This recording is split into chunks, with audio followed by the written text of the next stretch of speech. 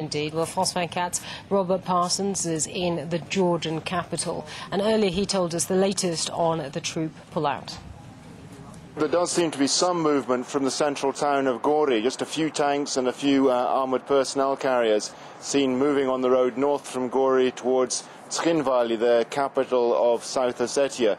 Otherwise, elsewhere in the country, the picture is no different than it has been for the last 48 hours. Not encouraging at all. In Poti, for instance, the Black Sea port in the west of Georgia, a Russian boat pulled into the port, and armoured personnel carriers, they started removing Georgian equipment, blowing up more boats, and then the Russian boat sailed off out of the port. In central North Georgia, Russian forces approached a Georgian army barracks and tried to move in there, had to be repelled by the Georgians, who warned them that they would open fire if they attempted to enter the barracks. Tension still, in other words, all over the country, but at least now a sign of hope that the Russians may be moving after this sign of movement from Gori.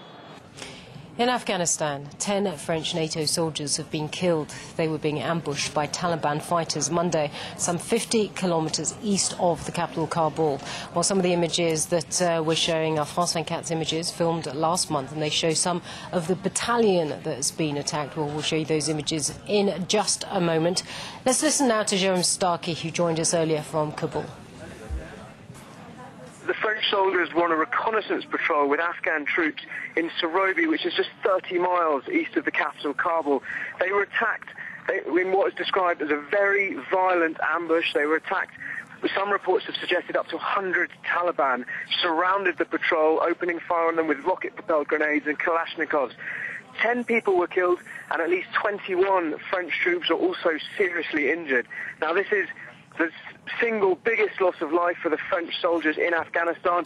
It's also one of the most single biggest loss of life for any international force since 2006. It's the only time that a large number of troops like this have been killed in fighting.